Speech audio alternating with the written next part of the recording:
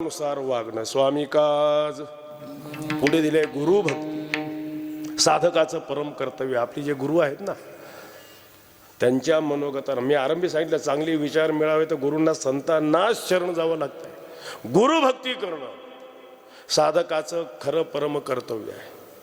आणि गुरुभक्ती करायची म्हणजे सर्वस्व समर्पण. मी आरंभी सांगितलं, तया अहम वाचा चित्तांग. गुरूंना समर्पण करायचं आहे. दान करणं वेगळं आणि समर्पण वेगळं आहे. आता सप्त्यामध्ये तुम्ही दान करता की नाही?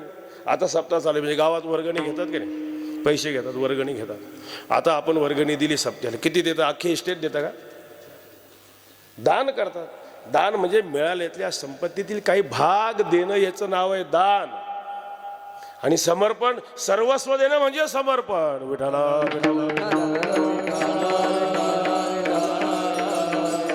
गुरूंना सर्वस्व समर्पण. शरीरा आता तनु मनु जीवे, आता हे सर्व वाचा. सर्वस्व समर्पण म्हणजे काय? याच्यावर गुरूंची सत्ता निर्माण करणं आणि गुरु आज्ञेप्रमाणे वागणं. कितीतरी उदाहरण आहे. ज्यांच्या जन्मोत्सवाच्या निमित्ताने सप्ताह आहे. प्रभू रामचंद्र साक्षात विष्णूचे अवतार आहेत. गुरूंना शरण जायची काय गरज आहे? त्यांना काय काढलं होतं? काही वशिष्ठांना शरण गेली का नाही? भगवंताचं चिंतन करा, श्रीकृष्णाचं. संदीपनींना शरण गेले. ज्ञानेश्वर महाराज ते आले असतील, म्हटले असते मी आलो मला ज्ञान झालं, कोण खंडन केलं असतं? ज्ञानेश्वर महाराज असं सांगतात, माझे श्रीगुरु निवृत्तीनाथ महाराज आणि त्यांच्या कृपेचे वैभव, त्यांनी त्यांच्यामुळे ज्ञानदेव म्हणे तरलो. पण कोणामुळे? माझ्या बुद्धीने. आता उद्धरिलू गुरु कृपे ज्ञान गुणगम्य, ज्ञानदेवा लाधली. पण दिलंय कोणी? निवृत्तीने दिधली माझे हाती. म्हणून गुरुभक्ती करणं लक्षात घ्या. आपले जे गुरु आहेत, जे संत आहेत, त्यांची भक्ती करणं, त्यांच्या मनोगतानुसार वागणं. पुढे जो शब्द आहे ना, हेची विष्णूची महापूजा. आता हे ध्रुवपद आहे, सगळीकडे लावा, सगळीकडे. स्वामी काज हेची विष्णूची महापूजा, गुरुभक्ती हेची विष्णूची महापूजा, पितृवचन हेची विष्णूची महापूजा, सेवापती हेची विष्णूची महापूजा. पुढे दिले ना, सत्य बोले मुखी हेची विष्णूची महापूजा, दुखवे अनेकांच्या दुःखी हेची विष्णूची महापूजा, निश्चयाचे बळ. बस हीच हे ध्रुवपद आहे. याच्या भोवती अभंग फिरतोय ना, हीच देवाची पूजा आहे, दुसरी पूजा नाही. गुरुभक्ती करणं त्या साधकाचं मुख्य कर्तव्य ना. स्वामी काज गुरुभक्ती. पुढे आहे पितृवचन. आता पितृवचनामध्ये अध्यारूत आहे अगोदर, मातृवचन. आता गाथेत लिहिलेलं नाही, सगळे शब्द लिहित बसले जमणार आहे का? अध्यारूत आहे काही गोष्टी. अगोदर मातृवचनाचं परिपालन, मग पितृवचनाचं. भारतीय संस्कृती आहे, साक्षात ईश्वर शोधाचं आहे. पहिलं स्वरूप आहे न मातु परमदैवतम. पहिल्यांदा मातृदेवो भव, मग दुसऱ्यांदा पितृदेवो भव. म्हणून त्या मुलाचं कर्तव्य आहे अगोदर मातृवचन परिपालन करणं, हीच देवाची पूजा आहे. आणि मातृवचन परिपालनच केलं नाही. तुम्ही लक्षात घ्या, भारतीय संस्कृती एवढी महत्त्वाची आहे की त्या मातृशक्तीचं वैभव किती दिलं आहे. या देवी सर्वभूतेषु मातृरूपेण संस्थिता. नमस्तस्यै नमस्तस्यै नमस्तस्यै नमो नमः. भारतीय संस्कृती खरंच फार मोठी आहे. यत्र नार्यस्तु पूज्यन्ते रमन्ति तत्र देवता. आपण आता काय महत्त्व आहे? आपण खरा शास्त्रात आपण शिकत नाही, उगाच नावं घेतो, कोणाचं मत काही लावून देतो. असे बरे का आपण शिकलं पाहिजे ना. स्वतः काय तत्व सांगितलं त्या माऊलीचं जे स्थान आहे लक्षात घ्या. आता शिवाजी महाराजांच्या मातोश्री जिजाऊ मात्या विश्वमाऊली आहे ना. जिजाऊ माऊली झाले नसते शिवाजी महाराज अवतार आले असते का? आणि ते आले नसते तर आपलं आजचं कीर्तन झालं असतं का? विठाला विठाला. विश्वमाता आहे, दातृत्व शक्तीने संपन्न माता आहे अहिल्यादेवी. शूरत्व संपन्न शक्तीने संपन्न माता झाशीची राणी. गुरुत्व शक्तीने संपन्न माता मदालसा आहे. लक्षात घ्या, त्या मातृशक्तीचे पुष्कळ वैभव आहे. लक्षात घ्या, आपण जे जगतोय कोणामुळे? त्या आईच्या हृदयातील वात्सल्य भाव. आपण जन्माला असतो तिने लक्ष दिलं नसतं, जगलो असतो. ती माता तो वात्सल्य भाव त्या मुलाचं संरक्षण करते, त्याला संवर्धित करते, त्याला सुसंस्कारित करते, सरते शेवटी मुक्त करते माता. म्हणून त्या मातेचं वचन परिपालन करणं. आणि केलं नाही, ऐकलं नाही आपण, तिचं परिणाम आहे ना. माता माऊले पाचारिता, शब्द नाही देना, शब्द नाही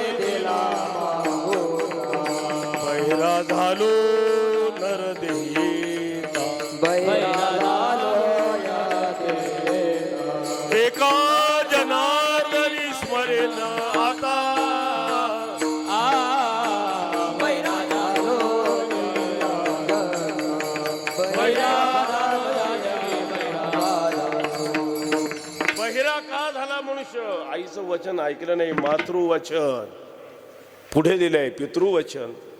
वडिलांचं वचन परिपालन करणं हीच देवाची पूजा आहे. देव रुनाईट झालाय, विटेवर येऊन उभं राहिला का? आई वडिलांची सेवा त्याला कारण आहे ना. करतो का आपण आई वडिलांची सेवा? वृद्धाश्रम उघडले गेले, किती आहेत? कोणत्या समाजाचे? बघा जाऊन. आपण आई वडिलांना देवता मानणारे आपलेच लोक आणि आपले वृद्धाश्रम आहेत. लक्षात, किती महत्वाचं आहे. त्यांची सेवा करणं जिवंत असताना करतो का? आणि मग मेल्यावर म्हणून तर त्र्यंबकला गर्दी करतो, विठाला विठाला.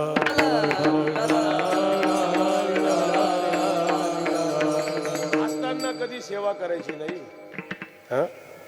महत्वाचं आहे पितृवचन, वडिलांचं वचन परिपालन करणं हीच देवाची पूजा आहे. कितीतरी उदाहरण आहे. मी आळंदीला आश्रमात जेव्हा होतो ना महाराजांकडे, तेव्हा एका विद्यार्थ्याचे वडील आले होते. ते काही काळाने आले होते. म्हणाले, महाराज बघा माझा मुलगा मला फार ताप देतो, मारतो, बरोबर वागत नाही, तुमच्याकडे शिकवलं. म्हणजे आता पुष्कळ बोलले, मी जास्त नाही सांगत, हेच कशा, हेच का ते शिकण्याचं फल वगैरे वगैरे. महाराजांनी त्याला बोललं, खरे असं का करतोस वगैरे पुष्कळ समजूत काढली. काय जे बोलले ते सांगत नाही, पण असं करू नको, तुझे वडील आहेत ना. त्याने सांगितलं, अहो यांच्याशी आजच वागलं पाहिजे.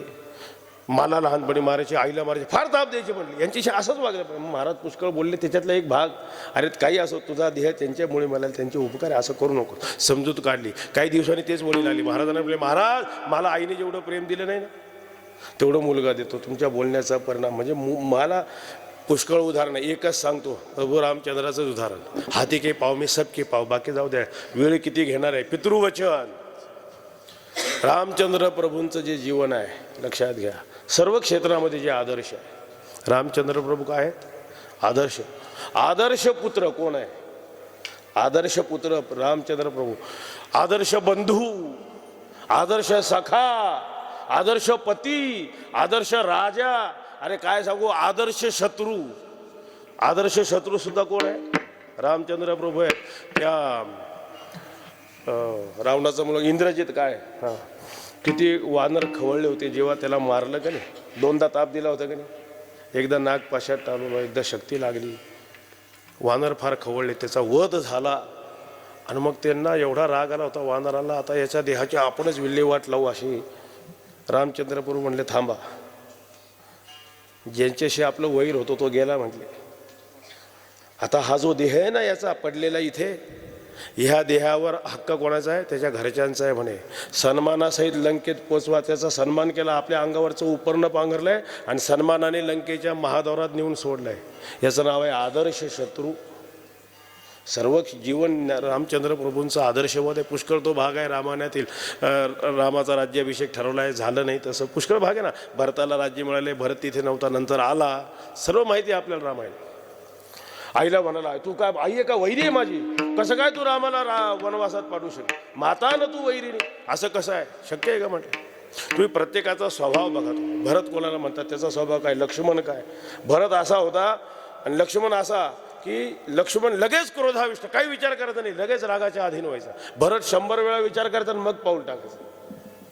दोघांच्या विचारातला फरक, संवाद त्याच्यात एक मला सांगायचा आहे. रामचंद्र प्रभू वनवासाला गेले समजा, हा भरत आला, मग त्याला कळलं, मग तो सर्व अयोध्येतील लोक सर्व सैन्य घेऊन चला प्रभूंना आपण परत आणू. रामाला काय आणायचं म्हणले, परत आणू, त्याला राज्य द्यायचं. आता एवढं समोरून लोक येत आहेत, भरत आलाय, त्या लक्ष्मणाने पाहिलं, लगेच राग आला. अरे आपल्याला राज्य दिले नाही, वनात हुसकून दिले, इथे राहू देत नाही, सैन्य घेऊन आला आपल्यावर चाल करायला. थांबा, कुठे धनुष्य काढतो, आत्ता म्हणे वध करतो भरताचा. रामचंद्र प्रभू म्हणाले, अरे थांब जरा, भरतच आपला भाऊ, येऊ दे ना, भाऊच आहे ना. मग भरत आल्यावर झालेला जो संवाद आहे त्याच्यातला भाग एक सांगायचा आहे मला. भरत आल्यानंतर म्हणलं, हे बघा रामप्रभू, तुम्ही घरामध्ये ज्येष्ठ आहात, आपल्या घराची परंपरा आहे, ज्येष्ठ मुलगा आहे तो राजा होतो, तुम्ही ज्येष्ठ आहे, तुम्ही गादीवर बसा. रामचंद्र प्रभूने वयाचा विषय नाही राहिला. आता वडिलांनी, आई वडिलांनी तुला बसवलं ना, आता मानाने तू ज्येष्ठ झाला, तू राज्य सांभाळ.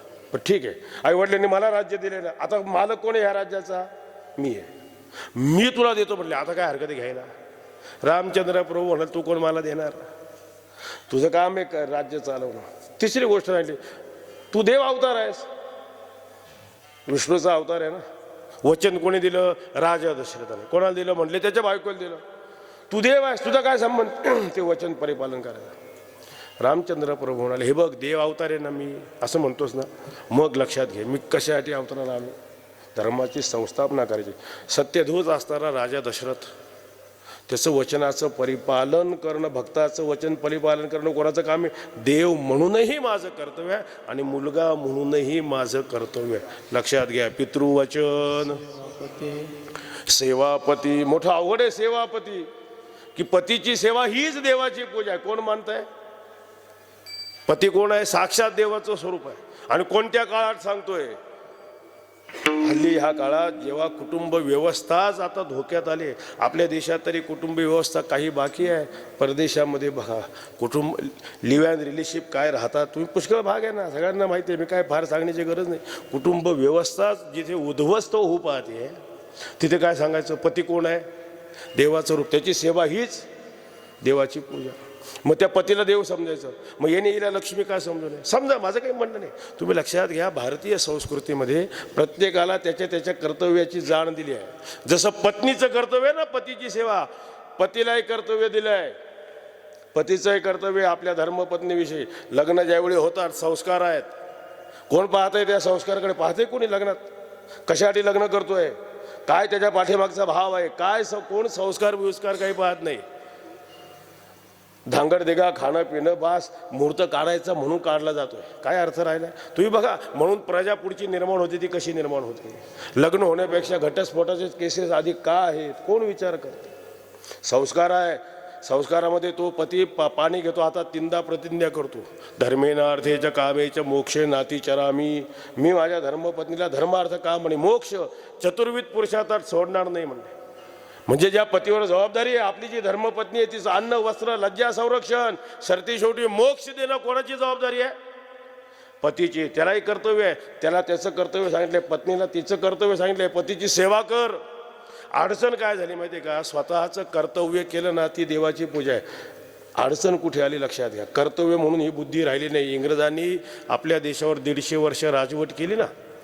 काय केलं इंग्रजांनी? आपल्या कर्तव्याची जागा त्या जागेवर हक्क आणून बसवला. कर्तव्याच्या जागी काय आणून बसवला? आणि मग असं हक्क म्हटलं की भांडण आहे. आणि कर्तव्य म्हणजे परस्पर विश्वासाचे संबंध आहे. तुम्ही लावून बघा, हाच नियम. हे आपलं कर्तव्य असं आपण समजून जर केलं, काय आहे? पत्नीने सांगायचं पतीची सेवा करणं माझं काय कर्तव्य आहे. पतीने काय म्हणायचं? पत्नीचं सर्व करणं माझं काय कर्तव्य आहे. मुलाने आई वडिलांची सेवा करणं आहे मुलाचं काय आहे? आई वडिलांनी मुलाचं भरण पोषण करणं आई वडिलांचं काय आहे? मालकाने नोकराचं करणं काय आहे? आणि नोकराने मालकाचं काम करणं काय आहे? ईश्वराने आपलं भरण पोषण करणं काय आहे? आणि आपण त्याचं भजन करणं काय आहे? आपलं हे कर्तव्य आहे. उलट करा. काय ईश्वराने भरण पोषण केलं? भरण पोषण करून घेणं आमचा काय आहे? हक्क आहे. बायको म्हणेल काय ठेवा, मी त्याची बायको आहे ना, त्याच्या इस्टेटीत अर्धी मालकीन कोण आहे? माझा काय आहे? मुलगा म्हणेल पहिले माझा त्याच्यात काय? मालक म्हणेल नोकराकडं मी भांडवल गुंतवलंय, याचा मलिदा खायचा माझा काय? नोकर म्हणेल आमची मेहनत आहे, याच्या आमच्यात काय? आमचा काय आहे? जागा बघा. कर्तव्याच्या ऐवजी हक्क आणला तर काय होतं? ते जर कर्तव्य समजून जर केलं तर तीच देवाची पूजा आहे. अभंगाच्या विष्णूची महापूजा, हे ती विष्णूची महापूजा, हे ती विष्णूची महापूजा, हे ती विष्णूची महापूजा. हीच विष्णूची महापूजा, हीच विष्णूची महापूजा, हीच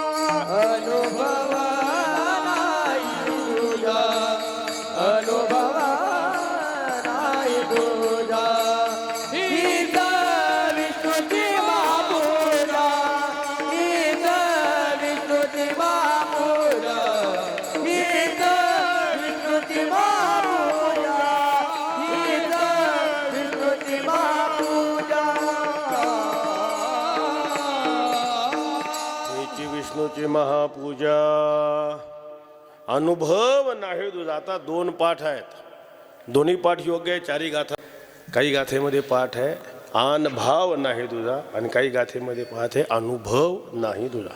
दोन्हीचा अर्थ थोडक्यात सांगतो, दोन्ही बरोबरच आहे. हेची विष्णूची महापूजा, हीच देवाची महापूजा आहे. पूजा कशाला म्हणतात मी आरंभी सांगितलं.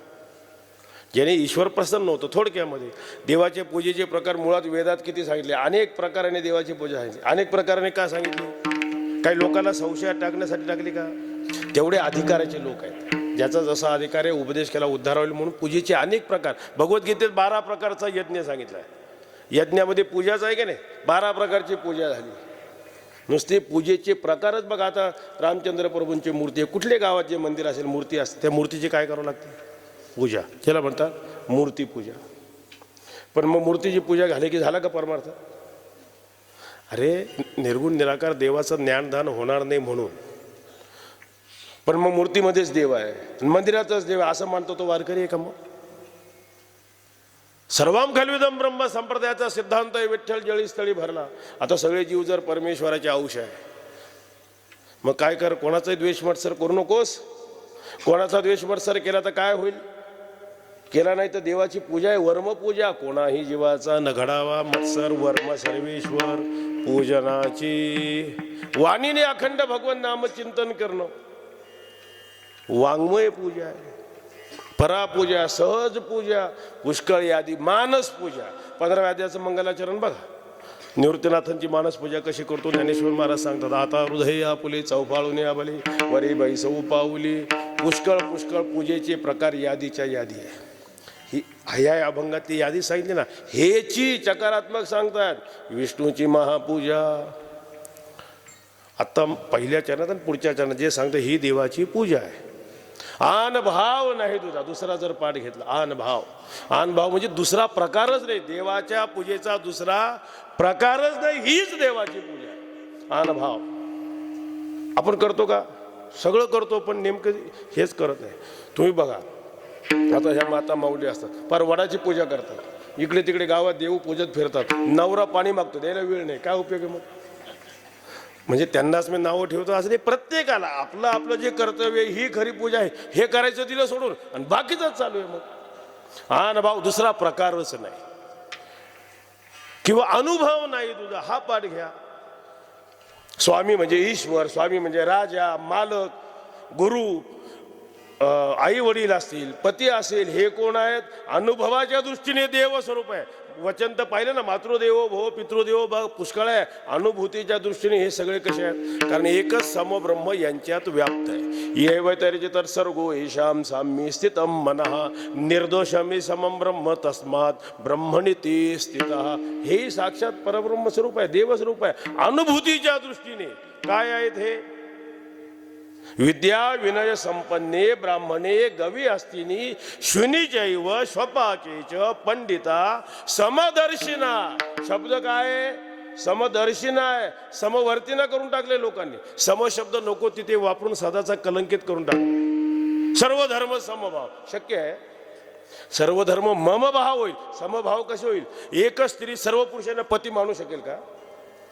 मग पती तोच आहे, बाकीचे मग आगत स्वागत करणं भाग वेगळा आहे आणि पती समजणं भाग वेगळा आहे. मम भाव वेगळा आहे, समभाव वेगळा आहे. सम शब्द आता जिथे समानता आहे, समता निर्माण करायची. समता सगळीकडे काय पाहिजे? समता. अरे आपण काय समता निर्माण करू शकतो मला सांगा? ही जी सृष्टी चालू आहे ना व्यवस्था, हिच्यात विषमता आहे म्हणून हिची स्थिती आहे. याच्यात समता झाली तर उद्या प्रलय होईल. लक्षात. साम्यावस्थेला प्रलय असतो. वैषम्यामध्ये जगाची स्थिती. किती वैषम्य आहे इथे. आपण लोक आहे अख्ख्या जगात एकाच्या चेहऱ्यासारखा दुसऱ्याचा चेहरा आहे का? बरं चेहरा जाऊ द्या, हे ठसे बोटाचे एकाच्या अंगठ्याचा ठस्यासारखे दुसरे. पूर्वी ज्याला लिहिता वाचता येत नव्हतं ना त्याचे काय घ्यायचे? आता जेवढे जास्त शिकलेत ना, नुसतं अंगठा नाही 10 बोटाचे ठसे घेतात. जास्त शिकलाय, सही सारखे सही करू शकेल, अक्षरासारखा अक्षर काढू शकेल, पण एकाच्या बोटाच्या ठस्यासारखे दुसरे आहेत का? मग एवढी विषमता जिथे आहे. काय साम्य सांगितलं ना संतांनी. कुठे सांगतायत? तू ब्रह्मस्वरूप आहे. पट्टय आपल्याला. संत सांगतायत साम्यवाद. जिथे साम्य सांगतात ते पटत नाही. मी कसा ब्रह्म असेल, मी कसा देव असेल, देवाचा माझा काय संबंध आहे, असं बोलायला लागलं. ज्यांना वेड्याच्या ईश्वराला टाका, मी ब्रह्म कसा असेल. देव अवतार धारण करतोय. भगवद्गीता सांगतो मानवा तू मानव नाही देव आहे. कोण सांगतोय? देव. पण आपला अज्ञान. अरे देवा मी ब्रह्म नाही, तूच कसा देव आहे, तूच देव नसून माणूस आहे. अवजा अनंती मा मोढा मानुषीम तनु मा. अवघड आहे. जिथे समता सांगतात ती लक्षात देत नाही, आणि जिथे भेद आहे तिथे अरे तत्व सांगू, ज्याला भेद समजतो तो माणूस आहे, भेद समजत नाही तो पशु आहे. भेद म्हणजे नातं ज्याला कळतं ना त्याला म्हणतात माणूस, आणि नातं कळत नाही त्याला म्हणतात पशु. एक स्त्री देह सारखा आहे. समानता निर्माण करायची. स्त्री देह सारखा आहे की नाही. आई असेल, मावशी असेल, आत्या असेल, बहीण असेल, जे काही बायको असेल, जे काही स्त्रियांसंबंधाने जेवढे नाते असतील तेवढ्या स्त्रिया उभ्या करायच्या. समता. काय करायचं? सारखेपणा ना. मग त्यांनी सगळ्यांनी माझ्या पाया पडायचं. बरोबर नाही? आपल्या पाया पडलं पाहिजे. समानता आहे ना. सगळ्यांनी काय करायचं? आपल्या पाय. नाही तर आपण त्यांच्या पाया पडत, आपल्या पाया पडत. आई असेल तर काय करायचं? आपल्या पाया पडायचं. मग बायको असेल तर तिच्या पाया पडा. अरे भेद पाळाल का नाही? भेद पाळावाच लागतो. गुरु आणि शिष्य काही भेद पाळाल की नाही? का सगळे सारखे? हे बा गुरुदेवा 12 वर्ष तुमची सेवा केली की नाही, पिशवी सांभाळत होतो, आता माझी धरा. चालतंय का असं? अरे गुरु गुरु आहेत, शिष्य शिष्य आहे. अज्ञानी लोक आणि संत काही भेद मानाल का नाही? का सगळे सारखे? भेद मानावा लागेल का नाही? संत आणि अज्ञानी सगळे सारखे का? पृथ्वीचे पोटी हिरागार गोटे, दोहीशी सवसाटे करू नये. दह्याची अंगी निघे ताकाने, लोणी एका मोले दोन्ही मानू नये. आकाशाचे पोटी चंद्रतारांगणे, दोहीस समान पाहू नये. तुका म्हणे तैसे संत आणि जन, दोन्हीशी समान भजू नये. हा एक परब्रह्म यांच्यात व्याप्ते अनुभूतीच्या दृष्टीने आवश्यक. समुद्र नदी नये पैगा, भाषण म्हणून ये लिंगा, संतानवती जगा मानसाच्या सारिके. भेद आहे की नाही? अज्ञानी लोक आणि संत. जिथे भेद आहे तिथे आपण समता निर्माण. तुम्ही बघा आता लग्नाचा सर्व मुहूर्ताचा काळ चालू करी. लग्न आहे समजा, कसं होतं त्याचं एक विवरण दिलंय. श्लोक आहे. कन्यावर येते रूपम माता वित्तम पिता श्रुतम, बांधवा कुलमिच्छन्ति मिष्टान्नम इतरी जना. कन्यावर येते रूपम. जी लग्नातली मुलगी असते ती काय म्हणते? माझा नवरा कसा पाहिजे? रूपवान. माता वित्तम. मुलगी आई काय म्हणते? माझा जावई वित्त पैसेवाला पाहिजे. दिसायला काय डांबराचा पिंप का असेल म्हणशी, पैसेवाला. पिता श्रुतम. पिता काय म्हणतो? माझा जावई आहे ना नाव लौकिकवाला पाहिजे, नाव लौकिक पाहिजे. बांधवा कुलमिच्छन्ति. त्या मुलीचे भाऊ म्हणतात माझी बहीण कुलवान घरात गेली पाहिजे, आणि आपण वराडी. मिष्टान्नम. बस इतर जरा त्या नवऱ्या नवरीचं बोहर का तिथे आठवण. आपल्याला काय घेणे म्हणतो? त्या लग्नात आता पंगत चाललेली असते. आता हल्ली पंगतही राहिली नाही. आता तो जुना काळ. पंगत म्हणजे मांडी घालून बसणं, पाठ रांगोळी करून, त्याला म्हणतात आता पंगत नाही, गिधाडाचंच जेवण आहे सगळं. आणि असं जेवतो. आज नुसतं पोट भरण्यासाठी खाणं नाही यार, आपली वृत्ती तयार होण्याकरता चांगली. कशासाठी खावं, कसं खावं, कसं खातो आपण. माणसं एवढे हुशार झालेत, बूट घालून खातात नाही का? हुशार झाले का नाही? शिकलेत. सांगू अजून हुशार होतील. बुटामध्ये जेवतील. विठाला विठाला पंगत आहे. पाठ मानले सगळे. पंक्ती बसले आहेत. लग्नाच्या नवरा नवरीला बसवलं जवळ. सर्व पंक्तीला त्याच्यातला एक उठला. हे भेद पाळता तू, समता पाहिजे. असा भेद चांगले का पाळणं? काय झालं भेद? त्या नवरा नवरीला शेजारी बसवलं. मला इकडे खाली, मला नवरीच्या जवळ बसवा. समानता निर्माण करा. जमेल? अरे बाबा नवरीच्या शेजारी नवराच बसेल. मग हा भेद पाळ. समानता कुठे? समानता अशी आहे जो स्वयंपाक नवरी नवऱ्याला वाढला जाईल ना तोच तुला वाढला जाईल. इथे समता आहे. समता कुठे? भेद कुठे आहे? अनुभूतीच्या दृष्टीने हे सगळे देव स्वरूप असल्यामुळे हेची विष्णूची महापूजा. अनुभव नाही तुझा. त्यामध्ये मनुष्य देहात आलो. आपल्याला देवाने ही दिलेली वाणी, वाणीने जर आपण खरं बोललो, लक्षात घ्या, खरं बोलणं हीच देवाची पूजा आहे. महाराज सांगतात सत्य बोले मुखे, सत्य बोले मुखे,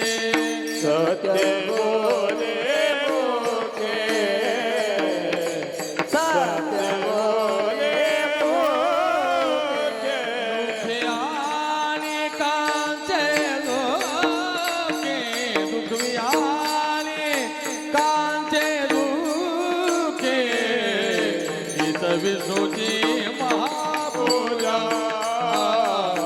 हीच विष्णूची महापूजा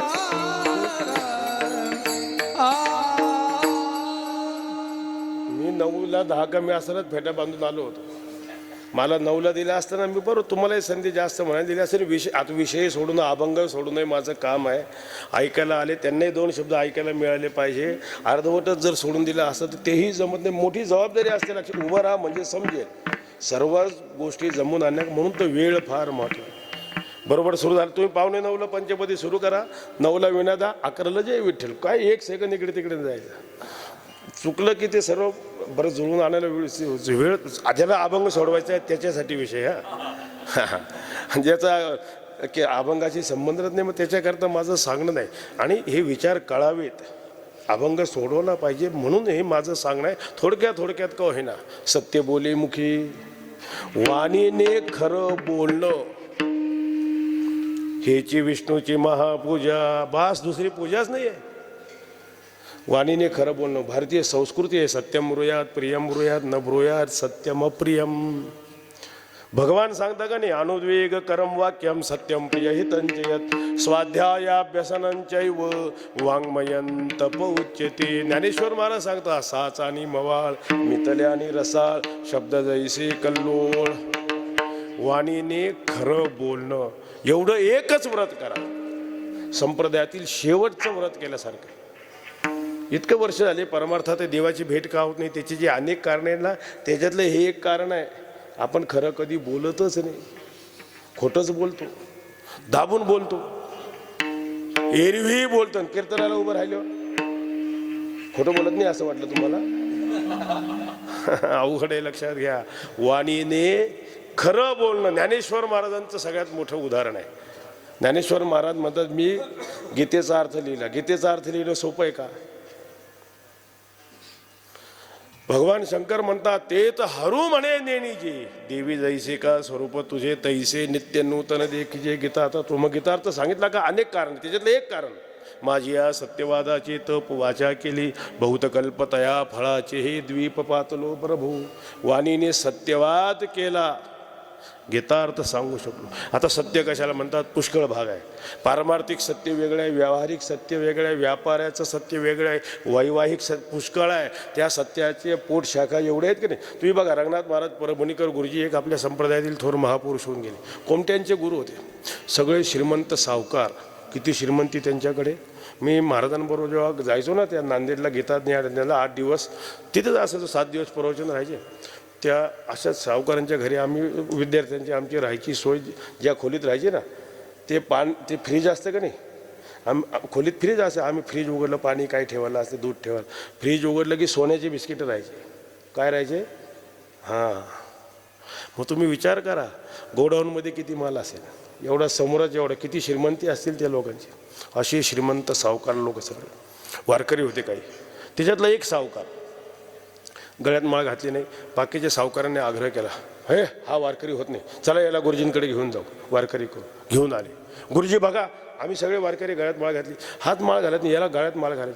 त्याला विचार गुरुजी का. गुरुजींनी विचार का माळ घालत नाही. अहो म्हणाले गुरुजी आपण व्यापारी आहोत. व्यापारामध्ये खोटं बोलावं लागतं. माळ घालून खोटं कसं बोलावं. गुरुजी म्हणाले बघा हा खरा वारकरी आहे म्हणला. याला माहिती आहे माळ घालून खोटं बोलायचं. मग त्याला सांगितलं खोटं बोलतो म्हणजे काय करतो तू. अहो व्यापार करायचा स्वस्त वस्तू आणायची महाग विकायची खोटेपणा झाला का नाही. मग गुरुजींनी सांगितलं अरे व्यापाराचं सूत्रच आहे वस्तू स्वस्त आणून महाग विकायची. पण किती महाग विकायची याला जी मर्यादा आहे ना ती मर्यादा पाळलं तर खोटं होत नाही म्हटले. तू समजा सोनं विकतो म्हटले 1 तोळं सोनं विकलं तर ते 1 तोळाच निघणं खरेपण आहे. साखर विकली 1 किलो 900 ग्रॅमच निघाली तर तो खरे 1000 ग्रॅम निघाली खरेपणा आहे. म्हणजे व्यापारातला खरेपणा ज्याला म्हणतात. वैवाहिक सत्य असतं का. ते आई वडील मुलाला म्हणतात बाळ लग्न करून घे चतुर्भुज हो आमच्यासारखा हो तुझे कल्याण होईल. मुलगा म्हणतो हल्लीच्या शब्दात अजून मी सेटल नाही झालो होऊ द्या. अरे काय सेटल व्हायचं आहे. घरामध्ये काय कमी. अन्नाबरोबर अन्न मिळेल वस्त्राबरोबर वस्त्र कर लग्न. त्यांच्या वचनावर भरोसा ठेवतो लग्न करतो.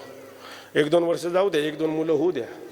ते आईबाप म्हणतात आता बघा किती दिवस खाऊ घालायचं. काही कामधंदा करा. अहो तुम्हीच सांगितलं ना अन्नाबरोबर अन्न वस्त्राबरोबर वस्त्र मिळेल. म्हणले ते त्यावेळेस सत्य. आता आता तुला तुझं तू काम करावं लागेल. याला म्हणतात वैवाहिक सत्य. पुष्कळ भाग आहे त्या सत्यातले. व्यवहार तुम्ही धर्मराजाचं उदाहरण बघा. वाणीने खरं कोण बोलत होतं? बस. खोटं कधीच नाही बोलले. सत्य बोलायचे त्यांचा रथ फुटभर वर चालायचा, टेकायचं नाही जमिनीला. सत्य बोलण्याचं तप होतं. पण लक्षात घ्या, प्रसंग असा आहे, भगवंताने सांगितलं द्रोणाचार्यांचा जर वध करायचा आहे त्यांच्या मनाचं खच्चीकरण झालं पाहिजे आणि तेव्हाच होईल. त्यांचा मुलगा अश्वत्थामा, मुलावर फार जीव, तो मेला असं सांगितलं पाहिजे. त्यांचं खच्चीकरण झालं की वध करता येईल. अश्वत्थामा नावाचा हत्ती मारला आणि बातमी पसरून दिली, अश्वत्थामा अश्वत्थामा मेला. द्रोणाचार्यांना वाटलं कसं काय बात आहे, खरं का खोटं, कोण सांगेल. म्हटले आपण धर्मराजाकडे जाऊ. शत्रू पक्षातला होता पण त्यांनाही माहिती होती हाच खरं सांगेल. भगवंताने सांगितलं धर्मराजाला, हे बघ द्रोणाचार्य येतील, तू काय सांगायचं? अश्वत्थामा हाता. मग तू सांगायचं नरोवा कुंजरो. देवा मी कधी खोटं नाही ना बोललो. खोटं कुठे बोलायला सांगतोय? अश्वत्थामा मेला का नाही? फक्त नरोवा कुंजरा एवढं वाक्य. मी खोटं कधी बोललो नाही. देवाने सांगितलं म्हणून. पूर्ण खोटं नाही, अर्ध सत्य बोलले. आणि त्या भीमाला वगैरे सांगून ठेवलं. यांनी म्हटलं ना अश्वत्थामा हाता नरोवा कुंजरा म्हणायला लागले की ते ढोल वाजवायचे की समजलंच नाही पाहिजे. झालं असंच झालं. काय झालं मग? देवाने सांगितलं म्हणून अर्ध सत्य बोलले. निजधामाला जाताना त्यांचा अंगठा गळून पडला. तुम्ही मला सांगा आपलं जाताना काय काय शिल्लक राहते? गळून पडायचं काहीच राहा. एवढं खोटं बोलतो आपण. वाणीने खरं बोलणं, सत्य बोली आणि व्यवहारात सत्य, हे झालं व्यावहारिक. पारमार्थिक सत्य तर फारच वेगळं आहे, जे त्रिकालाबाधित असतं, प्रमाण सिद्ध असतं. लक्षात घ्या. आणि असा केवळ परमात्मा आहे. वाणीने केवळ भगवत नाम चिंतन जरी केलं ना, सत्य बोली मुखी, हेची विष्णूची महापूजा. दुसरी देवाची पूजाच नाही. दुःखी अनेकांच्या दुःखी, दुसऱ्याच्या दुःखाने आपण दुःखी झालं पाहिजे, हीच देवाची पूजा आहे. संतांचं हृदय बघा, दुसऱ्याच्या दुःखाने दुःखी होतात का नाही? म्हणून तर अवतार आले ना, बुडत हे जन. दुसऱ्याचं दुःख पाहवत नाही. आणि दुसऱ्याला सुख झालं तर संतांना आनंद होतो का नाही? तुका म्हणे सुख परावया सुखे, अमृत हे मुखे सर्वत. आपलं नेमकं उलट आहे. संतांची प्रवृत्ती आपली बघा. दुसऱ्याला दुःख झालं की संतांना दुःख होतं, दुसऱ्याला दुःख झालं की आपल्याला काय होतं? आनंद होतो. दुसऱ्याला सुख झालं की पोट दुखतं. पहा, बंगला बांधला, गाडी घेतली, अरे तुझं पोट दुखायचं काय कारण आहे? दुसऱ्याला सुख झालं त्याच्या प्रारब्धाने झालं, पण याचं पोट दुखतं. दुसऱ्याला दुःख झालं याला आनंद होतो. चौकामध्ये एक गृहस्थ पेढे वाटत उभा होता. पेढे वाटायचं लोक यायचे घेऊन जायचे. एक आला, कशाचे पेढे वाटतो सांग. अरे तुला काय करायचं, घे ना पेढा. कशाचे वाटतो सांग, मग घेतो. आमचा शेजारचा बाळ्या नापास झाला म्हणजे, आणि त्याचे पेढे. दुःखवी अनेकांच्या दुःख, दुसऱ्याच्या दुःखाने जर आपण दुःखी झालो ना, हीची विष्णूची महापूजा. अनुभव नाही तुझा. देवाच्या पूजेचं स्वरूप सांगतात. मी आरंभी सांगितलं ना, अगोदर विचार आपला चांगला पाहिजे. विचार चांगल्या होण्याकरता मनातला अगोदर निश्चय. मनात निश्चय चांगला असेल तर पुढचं चांगलं होईल. आणि निश्चय आपला पक्का असणं हीच फलीभूतता आहे अभंगाच्या शेवट. निश्चयाचे बळ, निश्चयाचे बळ, निश्चयाचे बळ, निश्चयाचे बळ, निश्चयाचे बळ, निश्चयाचे बळ, निश्चयाचे बळ, निश्चयाचे बळ. तू का म्हणे त्याची फळ, तू का म्हणे त्याची फळ, हीच विष्णूची महापूजा, हीच विष्णूची महापूजा. तू का म्हणे त्याची फळ, तू का म्हणे त्याची फळ, हीच विष्णूची महापूजा, हीच विष्णूची महापूजा. विठोबा रखुमाई, विठोबा रखुमाई, जय विठोबा रखुमाई, विठोबा रखुमाई, विठोबा रखुमाई, विठोबा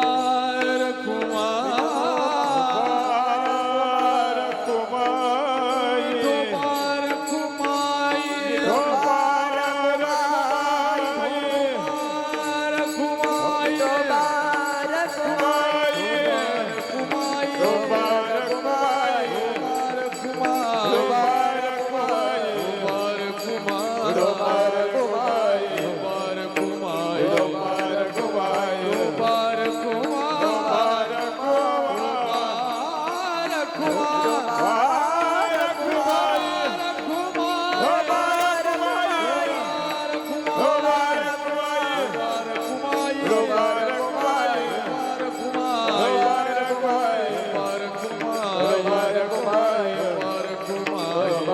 कुंडली गवरदा श्री ज्ञानदेव सद्गुरु श्री निवृत्तीनाथ महाराज की जय. बार घुमाई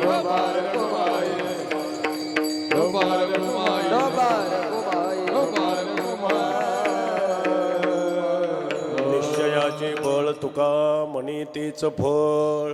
निश्चय असणं तीच फलीभूतता आहे. कोणत्याही दृष्टीने बघा, प्रपंच करायचा ठरवा, परमार्थ करायचा ठरवा, काय पाहिजे आपला? अगोदर निश्चय पाहिजे. निश्चय नसेल, सकंप प्रवृत्ती असेल, प्रपंचही धड होत नाही, परमार्थही धड. तुम्ही बघा, तुम्ही निश्चय केला सप्ताह करायचा, म्हणूनच होतोय की नाही? डळमळीत असतं सप्ताह तरी झाला असं. तुम्ही ठरवलं आजच्या दिवशी माझी सेवा घ्यायची, तुम्ही निश्चय केला, म्हणून मी पण निश्चय केला, लगेच लिहून ठेवलं आजच्या दिवशी या गावाला जायचं. निश्चय केला तर अरे कीर्तन करायचं आहे, सलग बोलायचं आहे, 2 तास बोलायचं आहे, सहज वाटलं का? आधी काहीतरी शब्दाचा निश्चय आम्हालाही करावा लागतो की नाही, की अभ्यास करायल्याशिवाय कीर्तन होईल काय? निश्चय कोणत्याही गोष्टीमध्ये निश्चय लागतो. लक्षात घ्या. तुम्ही सुद्धा येऊन बसले कीर्तनाला, तुम्ही निश्चय केला म्हणून. आता काही माणसं आले नाही कीर्तनाला, म्हटले होते जाऊ कीर्तनाला, मग जाऊ ना म्हटले, सुरू झाले की आता का नाही आले? अहो आता विठोबा रखवे झाला, जाऊन तरी काय करता? वारीचा अनुभव आहे मला. पंढरपूरला पायी निवृत्तीनाथांवर जायला येणार होतो वारीला, पण जाऊ म्हणले नगरला समाधी सोहळा, का नाही आला? मग आता समाधी सोहळा झाला, जाऊन तरी काय करता म्हणजे, म्हणून आलो नाही. त्याचं हे काम नाही.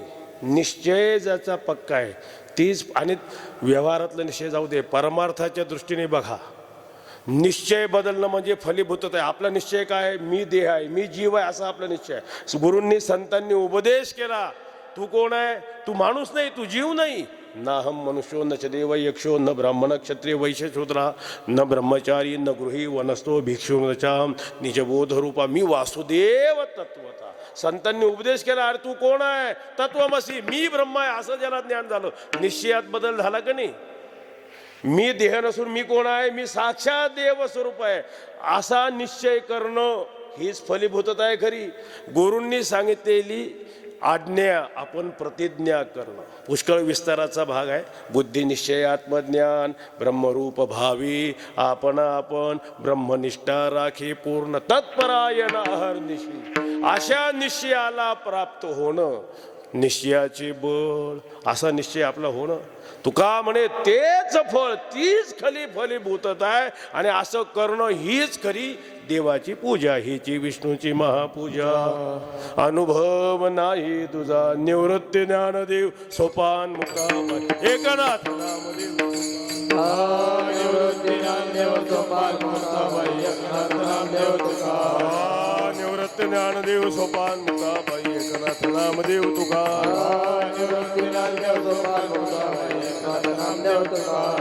निवृत्ती ज्ञानदेव सोपान मुक्ताबाई एकनाथ नामदेव तुकाराम. निवृत्ती ज्ञानदेव सोपान मुक्ताबाई एकनाथ नामदेव तुकाराम. निवृत्ती ज्ञानदेव सोपान मुक्ताबाई एकनाथ नामदेव तुकाराम.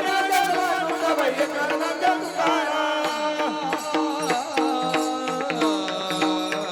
यथामध्ये दिलेल्या वेळेत काही अभंगावर चिंतन करण्याचा मी प्रयत्न केला.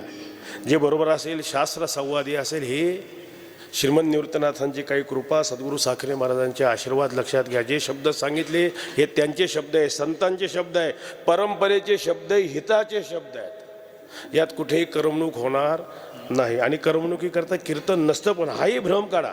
कीर्तनात येऊन काय झाले पाहिजे? करमणूक. घरी करमणुकीचे साधनं किती काही कमी आहे काय? ते सर्व सोडून दिलं आहे, ते पैसे खर्च केले, वेळ कष्ट घालवले, इथे येऊन काय केलं? काय पदरी पाडून घेतलं? करमणूक. मग घरी होते ते बरे होते ना. करमणुकी करता कीर्तन नाही. लक्षात घ्या. कशासाठी कीर्तन हे तत्व आपण लक्षात घेतलं पाहिजे. हां, जे चुकीचं असेल ते माझ्या वाणीचे बुद्धीचे दोष आहे. या शब्दांमध्ये दोष नाही. चुकीचं सांगितलं गेलं असेल काही तर माझ्या वाणीचे ते बुद्धीचे दोष आहे. जे बरोबर आहे संग्रही ठेवा. चुकीचं मला परत देऊन टाका, कारण चुकीचं तुमच्याजवळ राहून तुम्हाला उपयोग होणार नाही. मला परत दिलं, झालेली चूक दुरुस्त करण्याचा त्यामध्ये एक प्रयत्न करील. झालेली सेवा प्रभू रामचंद्राच्या चरणी समर्पित सेवेला पूर्णविराम. विठ्ठल जय जय विठ्ठल, विठ्ठल जय जय विठ्ठल, जय विठ्ठल. विठ्ठल जय जय विठ्ठल. धन्य धन्य निवृत्ते देवा काय महिमा. शिवे अवतार धरुणी गेले त्रैलोक्य पावा. राधे त्र्यंबक करी शिवे अवतार धरुणी गेले त्रैलोक्य पावा. निवृत्ती नाथांचे चरणी शरण एका जनार्दनी. शिवावतार धरुणी केले त्रैलोक्य ज्ञानदेव तुकाराम, देव तुकाराम, तुकाराम. कुंडली खबरदारी विठ्ठल श्री ज्ञानदेव तुकाराम. पंढरीनाथ भगवान की जय. पवन सुत हनुमान की जय.